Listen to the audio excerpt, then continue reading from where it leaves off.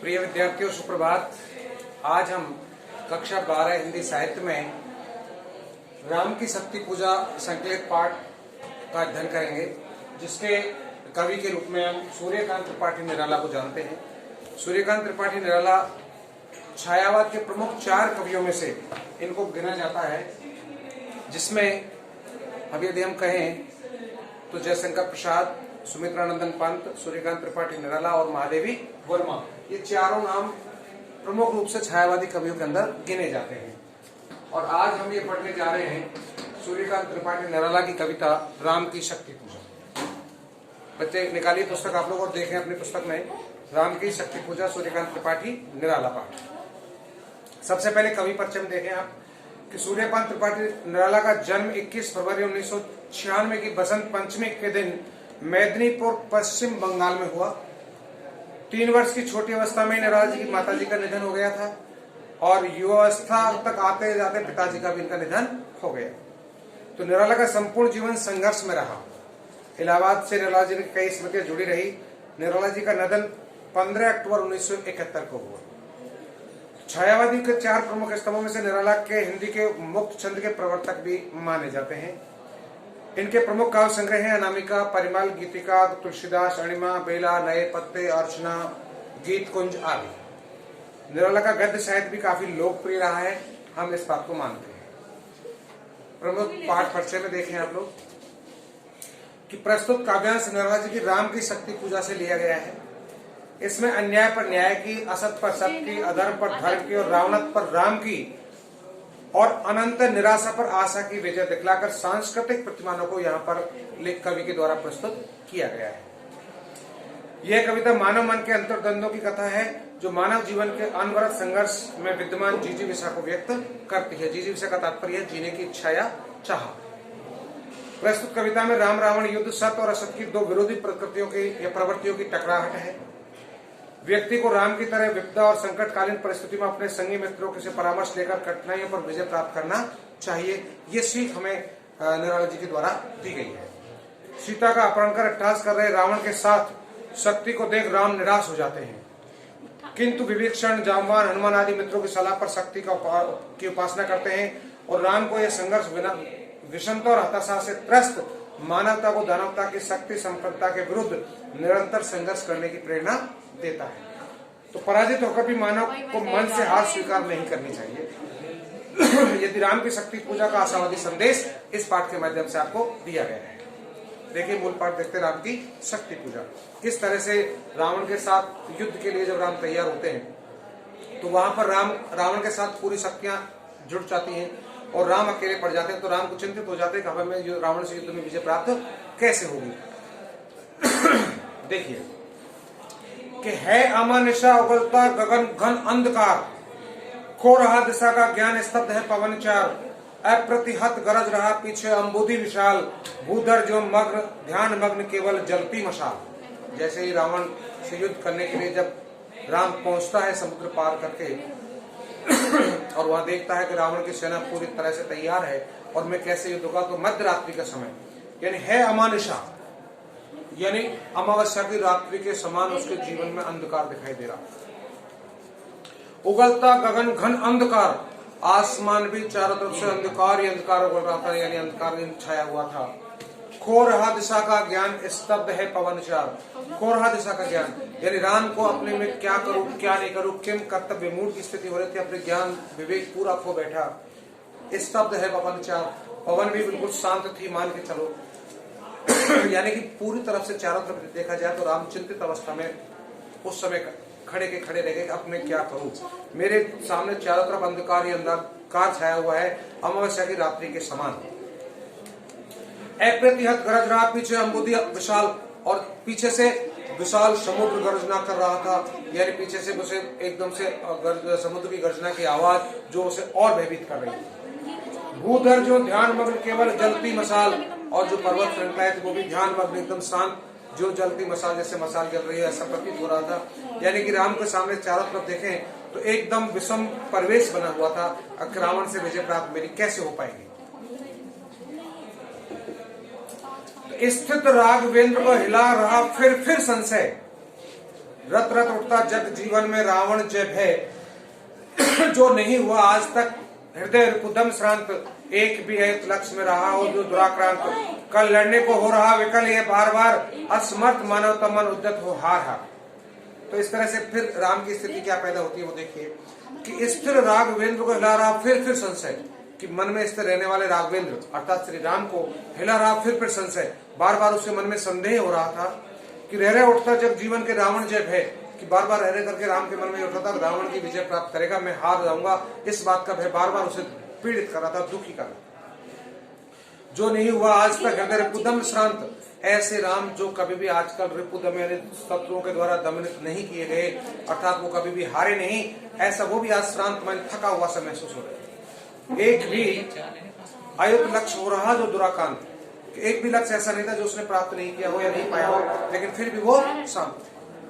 कल लड़ने को जो हो रहा विकल्प है बार बार, असमर्थ मानवता मन उद्यत हार हार, लेकिन बार बार में जो कल लड़ने को हो रहा विकल्प बार बार लड़ने के लिए कल वो व्याकुल हो रहा है। ऐसे श्री राम आज अपने मन में बहुत अत्यधिक परेशान है। असमर्थ मानवता मन उदित हो हार हार, असमर्थ मानवता यानी मानवता इस समय असमर्थ है, अर्थात राम के साथ जो मानवता रूप में जुड़े हुए वो उस रावण के साथ जो ढेर सारी शक्ति लगी हुई है, ऐसे में राम की विजय कैसे प्राप्त होगी, बार बार उसके मन में हार का एक दृश्य दिखाई दे रहा है और इससे वो बहुत ज्यादा व्याकुल है। कुछ क्षण तक रहकर मौन सहज निज कोमल स्वर, बोले रघुमणि मित्रवर विजय होगी न समर, ये नहीं रहा नर वानर का राक्षस से रण, उतरी पा महाशक्ति रावण से आमंत्रण, अन्याय जुदर उधर शक्ति कहते छल छल, हो गए नयन कुछ मूल पुणे ढलते द्रगजल, रुक गया कंठ चमका लक्ष्मण तेज प्रचंड, धस गया धरा में कपि रह युगपत मसक दंड, स्थिर जाम्बवान समझते हुए जो सकल भाव, व्याकुल सुग्रीव हुआ उर में जो विषम भाव। आप देखिए क्या स्थिति पैदा होती है कि कुछ क्षण तक रहकर मौन सहज निज कोमल स्वर, बोले रघुमणि, श्री राम कुछ क्षण तक शांत रहकर फिर एक साथ बोले कि विजय होगी ना, कि हमारी विजय नहीं होगी, समर यह नहीं रहा नर वानर का राक्षस से रण, यानी ये समर यानी ये युद्ध जो है नर और वानर का नहीं रहा, ये तो राक्षसों का नरों का वानर का राक्षस से युद्ध हो गया, और राक्षस से युद्ध होने में हमारी विजय कैसे प्राप्त हो सकती है, अर्थात संभावना बहुत कम है। तो उत्तरी पा महाशक्ति रावण से आमंत्रण, और पूरी जितनी उत्तरी पा पूरी की पूरी जितनी भी महाशक्तियां हैं वो सब रावण के साथ जुड़ गई हैं, और रावण के साथ जुड़ने के कारण हम उसे प्राप्त कैसे कर पाएंगे, इस बात से व्यथित राम ने ये कहा। तो अन्याय जिधर है उधर शक्ति, और कहने लगे जिधर अन्याय है उधर ही सारी शक्तियां मुड़ गई हैं। अब न्याय के साथ कौन है, इस बात से बड़े चिंतित है श्री राम। तो कहते छल छल हो गए नयन, इस तरह कहते कहते राम के नेत्रों में आंसू आ गए, कुछ बूंद पुणे ढलके द्रगजल, और कुछ बूंद उसकी आंखों से आंसुओं के रूप में टपकने लग गई। तो रुक गया कंठ चमका लक्ष्मण तेज प्रचंड, और राम का कंठ कहते कहते एकदम अवरुद्ध हो गया। ऐसा देखते ही एकदम रावण के उस शक्ति के स्वरूप को जानते हुए कि मेरी हार हो गई, इस बात से आंखों में आंसू के साथ साथ गला भी राम का अवरुद्ध हो गया। जब लक्ष्मण ने ये देखा तो एकदम लक्ष्मण जी को तेज क्रोध के साथ आए और बोले कि चमका लक्ष्मण तेज प्रचंड, धस गया धरा में कपि गहे युगपद, मसक दंड स्थिर जामबान समझते हुए जो सखल भाव, कि जैसे वह वानर सेना पूरी राम के साथ खड़ी हुई थी, लक्ष्मण के तेज गुस्से को देख करके एकदम से पूरे कपि जो थे वो सारे के सारे एकदम से स्तब्ध हो गए, और इन सब की स्थिति को देखते हुए एकदम जामबान बोले कि व्याकुल सुग्रीव हुआ और में जो विषम भाव, निश्चित सा करते हुए विवीक्षण कार्यक्रम, मौन में रहा यह स्पंदित वातावरण विषम। इस तरह से सारे वातावरण को देखते हुए सब कुछ शांत है, एकदम से कोई भी जामबान में भी कोई या विवीक्षण के द्वारा किए गए कार्यक्रम के अनुरूप सब कुछ शांत, सब सोचने लगे अब क्या किया जाएगा। निज सहज रूप में संयत हो जानकी प्राण, बोले आया ने समझ में यह देवी विधान, और सब शांत को स्थिति देखते एकदम जानकी प्राण अर्थात श्री राम स्थित रहते हुए बोले कि आया न समझ में ये देवी विधान, ये देवी का विधान हमारी समझ में नहीं आया कि देवी क्या करने जा रही हैं, अर्थात परमात्मा की क्या स्थिति अब होने वाली है। रावण अधर्मरत भी अपना में हुआ अपर, यह रहा शक्ति का खेल समर शंकर शंकर। ये देखिए कि ये किस तरह से ये अधर्मरत है रावण, और फिर भी सारी शक्ति उसके साथ लगी हुई है। मैं हुआ अपर, मैं पराया हो गया। यह रहा शक्ति का खेल समर शंकर शंकर, कि हे महादेव हे शंकर प्रभु, ये क्या, ये तो किस तरह से शक्ति का खेल ही किस तरह से एक युद्ध हो गया। यानी सारी शक्तियां एकजुट होकर के मेरे प्रति युद्ध के लिए तैयार हो गई, तो अब ऐसी स्थिति में क्या होगा? तो इस बात को कहकर के श्री राम बहुत ही ज्यादा व्यथित हो जाते हैं और शंकर शंकर पुकारने लगते हैं कि कर्ता में योजित बार बार स्वर निकर निश्चित हो शक्ति जिनमें यह संस्कृति संपूर्ण विजित, जो तेज पुंज सृष्टि की रक्षा का विचार है जिनमें निहित पतन घातक संस्कृति अपार। यहाँ पर निराला जी आगे कहते हैं कि इस तरह राम जी की क्या स्थिति बनी और क्या बात सामने आई कि कर्ता में योजित बार बार स्वर निकर निश्चित, कि मैं सब बार बार रीस वानर राक्षस जितने भी सब कुछ मिलकर के हो सकती जैसे संस्कृति संपूर्ण विजित, कोई ऐसा प्लान योजना तैयार किया जाए जिससे ये संस्कृति यानी सृष्टि पूर्ण तरह से संपूर्ण तरह से विजय प्राप्त कर ले, अर्थात ये सृष्टि का नाश होने से बच जाए। जो तेज पुंज सृष्टि की रक्षा का विचार, जो तेज पुंज लेकर के सृष्टि की रक्षा का विचार जिनके मन में हो, है जिनमें निश्चित पतन घातक संस्कृति अपार, कि इस घातक संस्कृति जो राक्षस वृत्ति की स्थिति है संस्कृति, इसको पतन करने के लिए कोई विचार वो सामने आया जाए। तो ये सब कुछ बात जब सामने आई तो कह हुए भानुकुल भूषण वहां मौन क्षण भर। भानुकुल यानी सूर्यवंशी के प्रमुख श्री राम उस समय कुछ पल के लिए मौन होकर के बोले कि बोले विश्वस्त कंठ से जाम्बवान।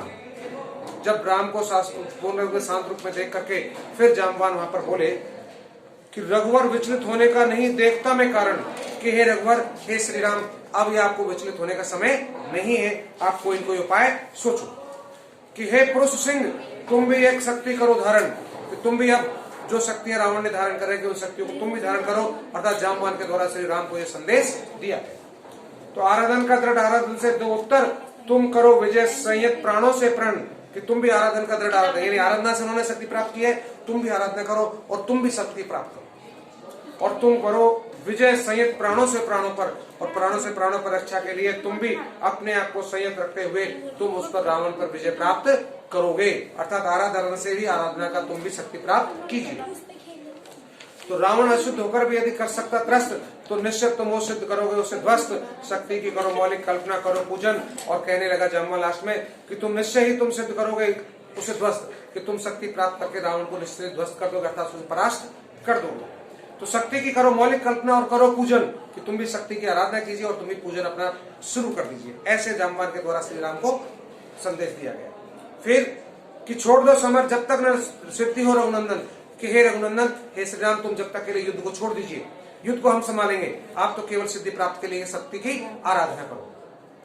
तो तब तक लक्ष्मण है महावाणी के नायक, कि हमारी इस युद्ध सेना के नायक लक्ष्मण रहेंगे, और मध्य वर्ग में आनंद दक्षिण श्वेत सहायक, और मध्य में हमारे अंगद और हमारे दक्षिण में श्वेत सहायक के रूप में रहेंगे, और मैं भल सेन और मैं भालू सेना का नायक रहूंगा, और वाम पार्श्व में हनुमान और हमारे बाएं तरफ हनुमान जी हमारे पीछे रहेंगे, और नल नील और छोटे कपन उनके प्रधान के रूप में नल नील और जितने भी छोटे कपिगण है वो सब उनके प्रधान के रूप में वहां का अपना कार्य संभालेंगे। यानी युद्ध के पूरे मोर्चों पर हम संभाल के हम युद्ध को तैयार रहेंगे। और सुग्रीव विभीषण अन्य युद्धपति यथा समय आएंगे रक्षा हेतु जहां भी होगा भय, यानी जहां भी युद्ध के समय कोई भय होगा वहां पर हम सब लोग साथ साथ सुग्रीव में विभीषण है और अंत युद्धपति यानी जितने भी समूह के जो राजा हैं वो सब अपने अपने जगह पर अपने युद्ध के लिए तत्पर रहेंगे। और आप इस युद्ध को हट करके केवल शक्ति की पूजा के लिए आराधना के लिए जाइए। जब तक आपको शक्ति प्राप्त नहीं होती तब तक आप अपनी आराधना में लगे रहो, ऐसा जाम्बवान के द्वारा श्री राम को समझाया जाता है। चलो आज के वीडियो में आपको इतना ही। इसका पाठ का शेष भाग अपने अगले वीडियो में पढ़ेंगे। तब तक के लिए आप सभी को धन्यवाद।